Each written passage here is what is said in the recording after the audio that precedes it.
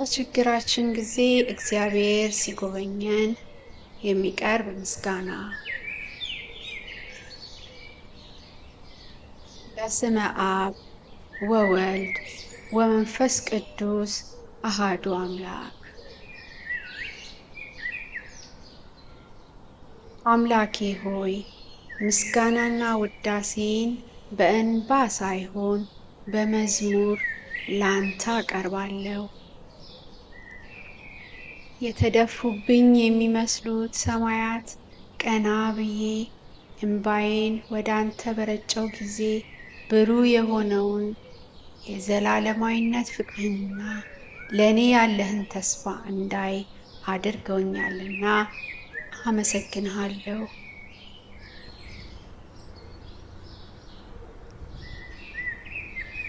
ስለ አንተ የሚጠቅመኝን እንኳን ብተው ትርፉ 100 መሆኑን ዛሬ ተምሬያለሁና አመሰግንሃለሁ።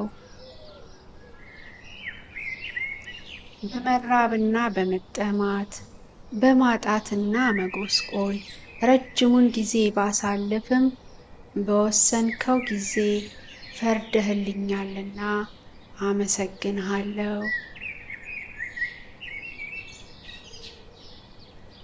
ጌታዬ ሆይ ያለፉትን ጊዜያት በመባዘንና በመጨነቅ ደስ የማይሉ ቀኖችን ባሳልፍም ዛሬ ግን ምሕረትን አብዝተ ትድግናህን በጠላቶቼ ፊት ስላሳየኸኝ እኔ ባሪያ የምስጋናዬን እጅ መንሻ በትህትና አቀርባለሁ።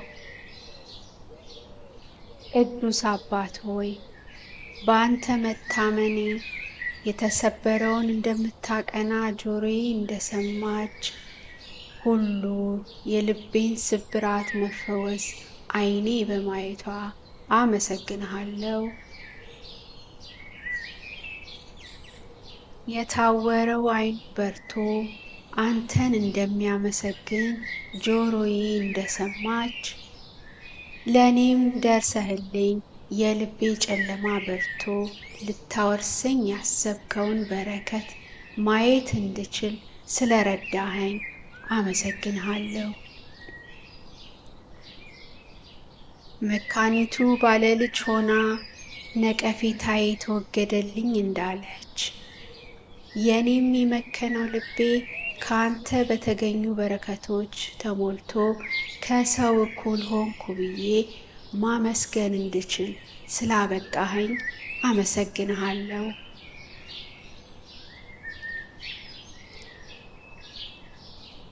ጌታ ሆይ ኢዮብ በእግዚአብሔር ዘንድ ጥበብ አለ፣ ለእርሱ ማስተዋልና ምክር አለው እንዳለ እኔም ጥበብህን አይ ዘንድ አንተን ምርጫዬ በማድረጌ የተዘጉ በሮቼን ከፍተ ከእስራቴ ነፃ አወጣኸኝ።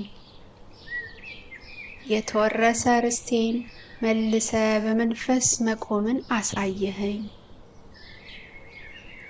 ደካማነቴን ለውጠ እንደ ደቦል አንበሳ አዘለልከኝ። በእጅ መሰራቴን ልታሳየኝ ትናንትና ሰብረህ ዛሬ ጠገንከኝ።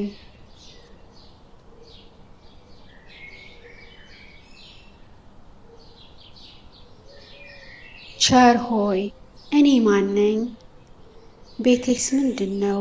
እንዳለ ቅዱስ ዳዊት እኔነቴን ሳስታውስ የቆምኩበትንም ስፍራ ስመለከት የከበርኩበትን አደባባይ ስቃኝ ሁሉም ካንተ መሆኑን አወቅኩ።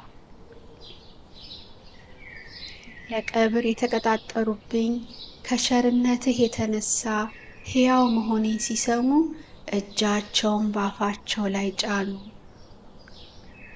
በለቅሶዬ የመከሩብኝ መፈወሴን ባዩ ጊዜ ባንተ የታመነ እንደማይሞት አወቁ።